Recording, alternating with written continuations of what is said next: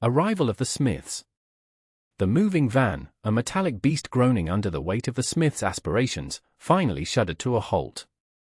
Richard Smith, clad in pristine khakis and a polo shirt the color of a golf course fairway, hopped out, stretching theatrically.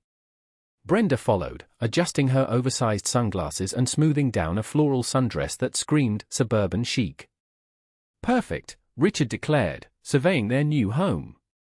It was identical to the other houses on the street, two-story, beige siding, attached garage, and a postage stamp lawn yearning for artificial perfection. Absolutely perfect. Brenda nodded, her gaze sweeping the street. Almost. Except for that. Her manicured finger pointed directly at Agnes Gable's garden. It was a riot of color and texture, wildflowers mingled with herbs, climbing roses rambled over an ancient trellis, and plump tomatoes swelled on their vines. Butterflies danced in the sunlit air, and the scent of lavender and honeysuckle hung heavy in the afternoon heat. Richard grimaced. "Good Lord. It looks like something out of a fairy tale, a poorly maintained one." "Unruly," Brenda corrected, her voice laced with disapproval. "Completely unruly. We'll have to do something about that." They watched as a small, wiry woman emerged from the garden, trowel in hand, her face beaming. Agnes Gable, with her silver hair pulled back in a haphazard bun and her clothes dusted with soil, was the antithesis of everything the Smiths represented. "Welcome to the neighborhood," Agnes called out, her voice surprisingly strong. "I'm Agnes, your next-door neighbor. And this," she gestured to her verdant sanctuary, "is my little slice of heaven." Richard forced a smile. "Richard Smith. And this is my wife, Brenda. We just moved in. So glad to have you." Agnes approached, extending a hand calloused from years of tending the earth. "I hope you'll find this neighborhood as welcoming as I have." Brenda hesitated, then offered a limp handshake. "We're sure we will. Although," she added, her eyes narrowing slightly, "we do have a certain aesthetic we prefer." Agnes raised an eyebrow, sensing the subtle barb. "An aesthetic, you say?" "Well, everyone has their own taste. I find beauty in the wildness of nature, in the unexpected blooms and the buzzing bees." Richard chuckled, a sound that held no warmth. "We prefer something a little more organized.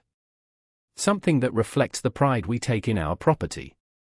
He glanced pointedly at Agnes's garden, a silent judgment hanging in the air. Agnes simply smiled. "My garden is a living thing, Richard. It changes and grows, just like us. It's not meant to be controlled, but cherished." She held out a handful of freshly picked strawberries, their ruby surfaces glistening in the sun. "Would you care for a taste?" "They're from my own patch." Brenda recoiled slightly. "Oh, no thank you. We wouldn't want to impose." Richard, ever the pragmatist, saw an opportunity. Perhaps we could discuss some landscaping ideas later? We have some visions for the neighborhood." Agnes's eyes hardened, the warmth replaced by a flicker of steel.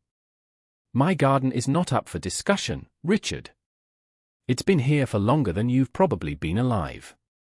And it will continue to thrive, with or without your approval." With a final, curt nod, Agnes turned and disappeared back into her floral kingdom, leaving the Smiths standing on the perfectly manicured lawn, the scent of honeysuckle a mocking reminder of the battle they had unknowingly begun. A garden of discontent. Richard Smith crouched, a pair of miniature shears glinting in the afternoon sun. Each blade of Kentucky bluegrass received his meticulous attention, snipped to an identical, obedient height. He glanced sideways, a muscle ticking in his jaw. Across the narrow divide of neatly paved sidewalk, Mrs. Gable's garden exploded in a riot of color and unruly growth. Poppies flaunted their scarlet skirts, lavender bushes buzzed with bees, and vines, thick as a child's arm, scaled the weathered fence. He hated it. Not hate in the fiery, destructive sense, but a simmering, low-grade annoyance that festered with each passing day. It offended his sense of order, his belief in the power of controlled beauty. It was untidy. Brenda emerged from the house, a tall glass of iced tea in her hand. "Honestly, Richard," she sighed, wrinkling her nose. It's like living next to a jungle. I swear I saw a cricket the size of my thumb scuttling across the patio this morning. Richard straightened, stretching his back. I told you, we need to do something about it. It's bringing down the whole neighborhood. He swept his hand across his pristine lawn, the embodiment of suburban conformity. We work hard to maintain our property value. Brenda took a delicate sip of her tea. The aphids are atrocious this year. They're all coming from over there, I just know it. They're eating my roses alive. She pointed a manicured finger toward Mrs. Gable's garden. It's not just the look of the thing, Richard, it's impacting us directly. That evening, after dinner, the Smiths sat at their polished dining table, the glow of a laptop illuminating their faces. Richard scrolled through the HOA regulations, his brow furrowed in concentration. Brenda hovered beside him, occasionally pointing at the screen.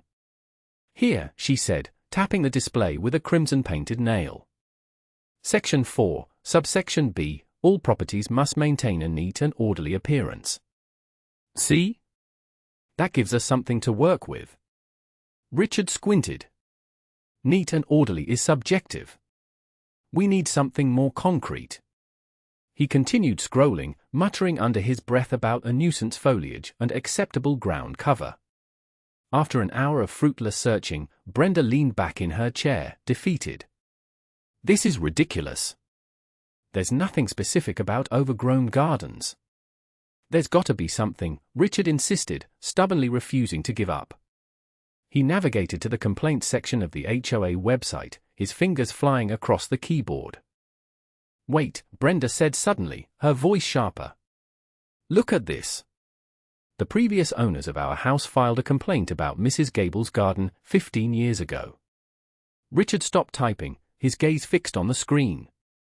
The complaint, a scanned document, was short and to the point, citing the same concerns: unsightly appearance, potential for pests, and negative impact on property values. And what happened? Brenda asked, her voice laced with anticipation. Richard scrolled down to the response from the HOA. It was a single sentence, underlined in red: complaint dismissed. Property owner is in compliance with all applicable regulations. A heavy silence descended upon the dining room.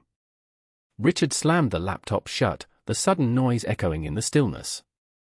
He stood up abruptly and walked to the window, staring out at the offending garden bathed in the soft glow of the streetlight. The scent of honeysuckle, carried on the evening breeze, drifted through the open window. He hated it even more. Petty annoyances.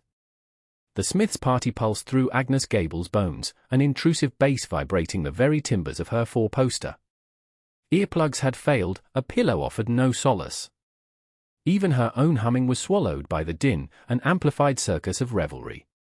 After midnight, and the noise crescendoed to a maddening pitch. Agnes tossed aside her quilt, sleep abandoned. Bare feet met coolwood as she went to the window. Their backyard glittered, a fairyland facade masking a throng clutching red plastic cups, voices battling the music's blare. Hollow laughter skittered across the lawn. Agnes exhaled, a weary sound. Her home, once a haven of quietude, was now a battlefield. Dawn found her plotting a pilgrimage to the garden center, hoping the scent of petunias could soothe her frayed nerves. But as she reversed, a metallic gleam halted her.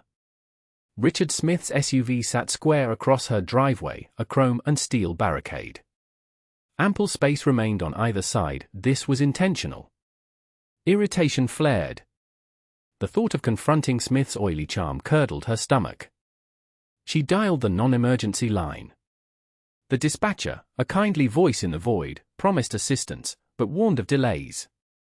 2 hours and several tepid cups of Earl Grey later, a cruiser materialized. A young officer, radiating exhaustion, spoke to Richard, who emerged playing the picture of innocence. Agnes watched, a bitter taste in her mouth, as he nonchalantly shifted his vehicle, a smug smile flickering as their eyes met. He knew precisely the game he was playing. The final insult arrived cloaked in officialdom, a missive from the Homeowners Association.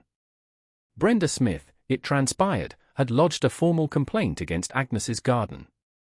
The accusation stung: untended weeds, unruly overgrowth, general disrepair, all conspiring to diminish property values. Agnes's gaze hardened as she scanned the document, her knuckles white. Her garden wasn't a sterile lawn, it was a vibrant tapestry of wildflowers, fragrant herbs, and climbing roses, a sanctuary for pollinators. A thriving, breathing testament to her lifelong devotion. Now, this interloper sought to tear it asunder. Crumpling the paper, a tide of fury rushed through her. This wasn't merely about foliage or parking spots. It was a deliberate campaign of intimidation, an attempt to drive her out. Agnes squared her jaw, her eyes gleaming with resolve. The Smiths had miscalculated badly. They'd picked a fight with the wrong woman. Cookies and kindness. The aroma of vanilla and baking sugar drifted on the morning air, a sweet, defiant fragrance battling the sour mood hanging over the street. Lily, perched on her porch swing, watched Mrs. Gable's kitchen window, a beacon of normalcy in a neighborhood teetering on the brink. Earlier, she'd seen Mr. Smith hammering another sign into his pristine lawn, private property. Keep out. It was aimed, undeniably, at Mrs. Gable, whose rambling roses dared to encroach upon the Smiths' meticulously manicured border. Now, Mrs. Gable emerged from her front door, a large ceramic plate covered with a tea towel in her hands. She walked towards the Smiths' house, her steps measured and deliberate, not a hint of hesitation in her gait. Lily's stomach clenched. This felt like walking into the lion's den. The Smith's door swung open before Mrs. Gable could even knock. Mr. Smith, his face a mask of displeasure, stood blocking the entrance. Lily couldn't hear the exchange, but she could see Mrs. Gable's lips moving, her head held high. Mr. Smith's arms were crossed, his posture rigid. After a few moments, Mrs. Gable offered the plate. Mr. Smith recoiled as if burned, then snatched the plate with a jerky motion, slamming the door in her face. Lily felt a surge of anger. The sheer rudeness of it was appalling. She watched Mrs. Gable turn and walk back to her own yard, her shoulders straight. She didn't look defeated, but Lily saw a flicker of something else in her eyes, a deep, unwavering resolve. Mrs. Gable went straight to her garden, trowel in hand. The morning sun glinted off her silver hair as she knelt amongst the roses, carefully pruning and tending to them. The scent of the blooms carried on the breeze, a counterpoint to the lingering sweetness of the cookies. Lily walked across the street, drawn by an invisible thread of concern and admiration. "Mrs. Gable, are you all right?" Mrs. Gable looked up, a genuine smile gracing her face. "Perfectly fine, dear. Just tending to my beauties. They need a bit of attention after all the commotion." She gestured vaguely in the direction of the Smiths' house. "They were incredibly rude," Lily said, unable to keep the indignation out of her voice. "Slamming the door like that?" Mrs. Gable chuckled softly. "Water off a duck's back, dear. Besides," she winked, "I put a little, something, extra in those cookies. A secret ingredient. Let's just say they might find them is memorable." Lily raised an eyebrow, intrigued. "Memorable how?" "Oh, just a touch of my special rosewater. It has a peculiar effect on some people. Makes them see things a little differently, perhaps. Or maybe just gives them a tummy ache. Time will tell." Mrs. Gable's eyes twinkled with mischief. Lily laughed, the tension easing from her shoulders. Mrs. Gable's quiet defiance was surprisingly effective. It wasn't aggression, but it was certainly a statement. A statement that said, "You may try to push me around, but I will not be broken." And, Lily thought, perhaps a gentle reminder that kindness, even when unreciprocated, was a force to be reckoned with. The smell of the roses felt stronger, sweeter, more potent than ever. Financial troubles. Richard Smith's ears perked up as he waited for his wife outside the bakery. He was leaning against their gleaming SUV, feigning interest in his phone when he overheard Mrs. Davison and Mr. Henderson, two other residents of Willow Creek Lane, deep in hushed conversation. "Did you hear about Agnes Gable?" Mrs. Davison whispered, her voice tight with concern. "Apparently, she's behind on her property taxes." said something about unexpected medical bills. Richard straightened up, his fingers itching to record the conversation, but he resisted. Instead, he subtly edged closer, feigning a coughing fit to mask his eavesdropping. "That's a shame," Mr. Henderson replied, shaking his head. "She's lived there forever. Hope she can get things sorted." Richard smirked inwardly. Hope wasn't part of his vocabulary when opportunity knocked. He couldn't wait to tell Brenda. Back at the house, Brenda was already at the kitchen table, meticulously arranging coupons. Richard burst in, barely containing his excitement. "You won't believe what I just heard." He recounted the conversation, exaggerating Mrs. Davison's tone to make Mrs. Gable's situation sound even more dire. Brenda's eyes widened. "Property taxes, you say?" A slow, predatory smile spread across her face. "Richard, this could be it. This could be our chance." Later that evening, after dinner, Richard was hunched over his laptop, his brow furrowed in concentration. He had pulled up real estate websites, charting property values in Willow Creek Lane. He meticulously noted recent sales, paying particular attention to homes of similar size and condition to Mrs. Gable's. He muttered numbers under his breath, his fingers flying across the keyboard. He noticed a slight dip in prices over the last quarter, a trend he planned to exploit. Brenda, meanwhile, was preparing for the neighborhood book club meeting at the Miller's house. She carefully selected a floral dress that screamed concerned neighbor and practiced a suitably sympathetic expression in the mirror. "Remember," Richard reminded her as she grabbed her purse, "subtlety is key. Just plant the seed." The Millers' living room buzzed with chatter. Brenda navigated the room with practiced ease, offering compliments on floral arrangements and inquiring about children's soccer schedules. She finally cornered Susan Miller near the cheese platter. "Susan, darling," she began, her voice laced with concern, "have you seen Agnes lately? I'm a little worried about her. I heard she's been having some financial difficulties." She paused, letting the words hang in the air. "I just hope it doesn't affect property values. This neighborhood is so lovely, it would be a shame if things started to decline." She popped a grape into her mouth, feigning innocence. Susan frowned. "Oh dear, I hadn't heard. That's terrible. Agnes is such a sweet woman." Brenda sighed dramatically. "Yes, well, sometimes these things happen. We just have to be vigilant, you know? Protect our investments." She patted Susan's arm and moved on, leaving a trail of thinly veiled anxieties in her wake. Back home, Richard anxiously awaited Brenda's return. The air in the Smith household vibrated with anticipation. He watched the clock, each tick amplifying his impatience. He knew Brenda's subtle planting of seeds was the first step toward achieving their goal. But Agnes Gable was not going down without a fight. The community support. The sun dripped gold onto the overgrown beds, highlighting the wilted leaves of Mrs. Gable's prize-winning roses. Lily bit her lip, the sight a physical ache in her chest. She couldn't just stand by.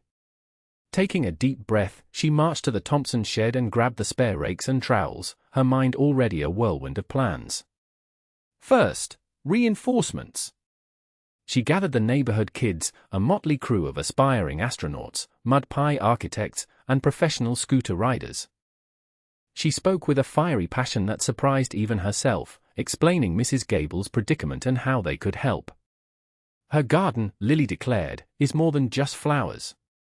It's a part of her. And we're going to make it bloom again. The kids, sensing the urgency in Lily's voice and perhaps drawn by the promise of an adventure far more exciting than video games, readily agreed. Armed with child-sized gardening tools and boundless energy, they descended upon Mrs. Gable's yard like a miniature, enthusiastic army. Mrs. Gable, initially hesitant, watched from her porch swing as the children pulled weeds, their small hands surprisingly effective. Lily, directing traffic with the authority of a seasoned general, showed them how to loosen the soil and gently water the thirsty plants. Soon, Mrs. Gable emerged, a tentative smile gracing her lips. She joined them, her gnarled hands guiding theirs, sharing her vast knowledge of blooms and blossoms. The next day, Lily's mother, inspired by her daughter's initiative, posted a message on the neighborhood social media group. The response was overwhelming. Cars lined the street, each carrying donations, vibrant petunias, sturdy geraniums, bags of fertilizer, even a brand new wheelbarrow.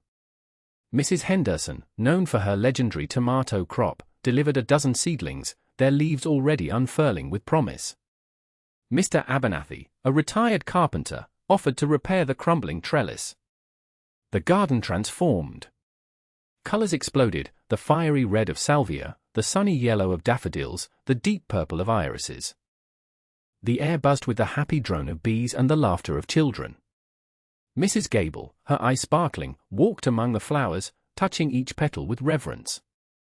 The rejuvenated garden became a symbol of the community's support, a vibrant testament to their collective spirit. It was more beautiful than ever before, not just because of the new plants, but because of the love and care that had been poured into it. Even the air seemed sweeter, carrying the scent of blossoms and the faint, underlying fragrance of unity. The garden, like Mrs. Gable, was thriving once more. Letters of hate. The HOA meeting was a bloodbath, though not in the way the Smiths had hoped. Agnes Gable's supporters packed the community hall, their presence a palpable force against the Smiths' meticulously prepared presentation outlining Mrs. Gable's supposed violations. "We've reviewed these claims," Mrs. Henderson, the HOA president, announced, her voice amplified by the microphone. "And based on community feedback and photographic evidence, we find them unsubstantiated. The motion is denied." A collective sigh of relief swept through the room, followed by a smattering of applause. Mr. Smith's face reddened, while Mrs. Smith's jaw tightened. They gathered their documents in a flurry of angry gestures, their earlier smugness replaced by bitter resentment. Lily watched them leave, a knot forming in her stomach. She knew this wouldn't be the end of it. Back in their sterile, beige-toned home, the Smiths plotted. "They're clearly not going to listen to reason," Mr. Smith spat, pacing the length of their living room. "Reason? Agnes Gable is a blight on this community." Mrs. Smith snapped back. "If they won't listen to reason, maybe they'll understand fear." That evening, under the pale glow of a desk lamp, they began composing their missives. Carefully chosen words, dripping with venom, were scrawled onto expensive cream-colored stationery. "Get out while you still can," one read. "Nobody wants you here," declared another. They sealed the envelopes with trembling hands, a twisted satisfaction creeping into their hearts. A week later, Lily was retrieving the mail when she noticed a cream-colored envelope addressed to Mrs. Gable. It was identical to the stationery the Smiths always used for their correspondence with the HOA. A chill ran down her spine. She rushed inside, her heart pounding. "Mom, Dad, look at this," she exclaimed, thrusting the envelope toward them. Her father frowned. "Lily, what is it?" "It's for Mrs. Gable. I think the Smiths are sending her threatening letters." Lily explained her reasoning, pointing out the distinctive stationery. Her mother took the envelope, examining it closely. "It does look like their paper. But we can't just accuse them without proof." "I know, but this feels wrong. We have to do something," Lily insisted, her voice trembling with anger and concern. Her father sighed, running a hand through his hair. "Okay, Lily. Let's think this through. We need to be careful, but we can't ignore this if it's true." The air crackled with unspoken fear, the weight of the Smiths' malice hanging heavy in the room. Confrontation and revelation. The air in the community hall crackled with barely suppressed anger. Every folding chair was occupied, and people lined the walls, their faces a mixture of concern and barely veiled fury. Lily sat near the front, her hands clasped tightly in her lap, her gaze fixed on the small stage where her parents were setting up a projector. The Smiths were there, of course, Mr. Smith's face a mask of forced indifference, Mrs. Smith's twitching slightly at the corner of her mouth. The meeting was called to order by Mr. Abernathy, a retired history teacher known for his calm demeanor. But even his voice held a tremor as he introduced Lily's parents. Her father stepped forward, his voice resonating with controlled passion. For weeks, Mrs. Gable has been subjected to a campaign of harassment designed to force her out of her home. He gestured towards the projector screen. We have compiled evidence, photographs, recordings, witness testimonies, that paint a clear picture of the Smiths' actions. The first image flashed onto the screen, a picture of Mrs. Gable's prize-winning roses, hacked to pieces. A collective gasp rippled through the room. Then came recordings of late-night disturbances, anonymous letters filled with veiled threats, and accounts from neighbors who had witnessed the Smiths' hostile behavior. Mrs. Smith's forced composure crumbled. "Lies," she shrieked, her voice shrill. "Fabrications. We're the victims here." Lily felt a surge of anger. Victims? Mrs. Gable had lost her peace of mind, her garden, and her sense of security. The Smiths had systematically chipped away at her life, all because they wanted a bigger yard. Lily's mother stepped up, her voice calm but firm. "The evidence speaks for itself, Mrs. Smith. It's time to stop pretending." She turned to the audience. "We all know Mrs. Gable. We know her kindness, her generosity, and her love for this community. What the Smiths have done is not just an attack on Mrs. Gable, it's an attack on all of us." A wave of murmurs swept through the room, a swell of support for Mrs. Gable. Lily saw Mrs. Abernathy reach out and squeeze Mrs. Gable's hand. Suddenly, Mrs. Gable rose to her feet. Her voice, though quiet, cut through the noise. "There's something you all should know," she said, her gaze sweeping across the room. "My garden, it's not just a garden. It's a sanctuary." A hush fell over the crowd. Mrs. Gable continued, her voice gaining strength. "For years, I've been cultivating a haven for butterflies. Monarchs, swallow-tails, painted ladies, they all come to my garden. I grow specific plants that provide nectar and host plants for their caterpillars. It's a small contribution, I know, but it's important." She paused, her eyes shining with passion. "The butterfly population is declining rapidly. Loss of habitat, pesticide use, they're all taking a toll. My garden is a tiny refuge, a place where these beautiful creatures can thrive. The Smiths weren't just destroying my flowers. They were destroying a vital part of our local ecosystem." The revelation hung in the air, silencing the room. Lily felt a surge of understanding. Mrs. Gable's garden wasn't just a hobby, it was a mission. She had been quietly working to preserve a piece of the natural world, right in their own backyard. Mr. Smith sputtered, "Butterflies? You're making a fuss over butterflies." But it was too late. The narrative had shifted. The Smiths' petty greed had been exposed, and Mrs. Gable's quiet dedication had been revealed. The tide had turned. The room erupted in applause. A change of heart. The long fingers of morning sunlight stretched across the lawn as the Smiths faced Agnes Gable's cottage. A small assembly had formed, word of mouth having spread through town like wildfire. Lily Thompson was positioned close to the front, arms folded tight, her expression a knot of worry and expectation. A dry rasp escaped Mr. Smith's throat, magnified in the sudden hush. He looked ashen, his usual bombast withered to a nervous flutter.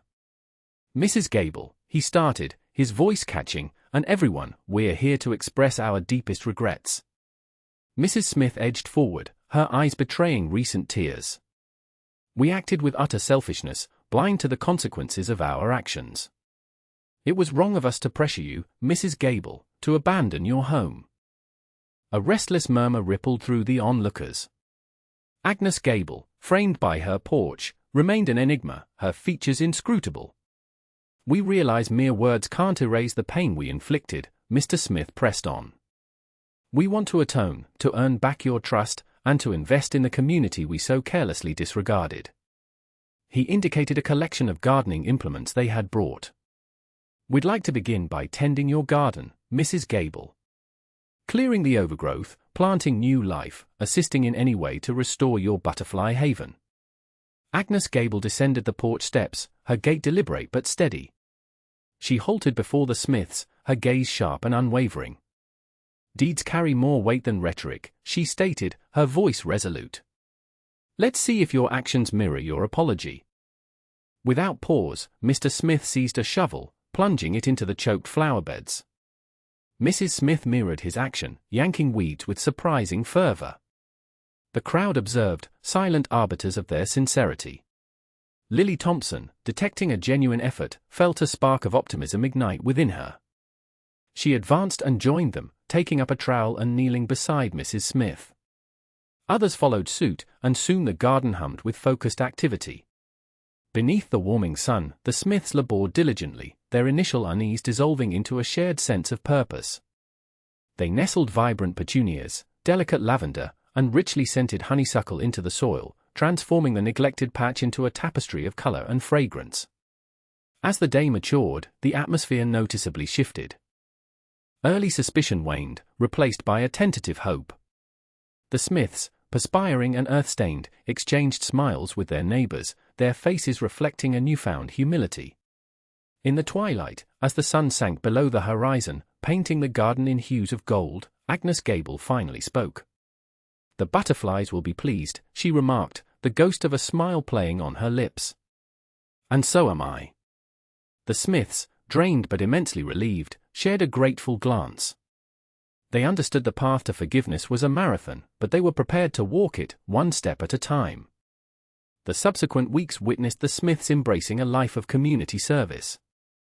They volunteered at the food bank, spearheaded a neighborhood cleanup campaign, and became ardent champions of Agnes Gable's Butterfly Sanctuary, donating both time and financial support to its preservation. Lily Thompson, observing their metamorphosis, felt a swell of hope for what lay ahead. The Smiths' profound transformation proved that even the most obdurate hearts could find redemption, and that the combined strength of community and compassion could mend even the most grievous wounds.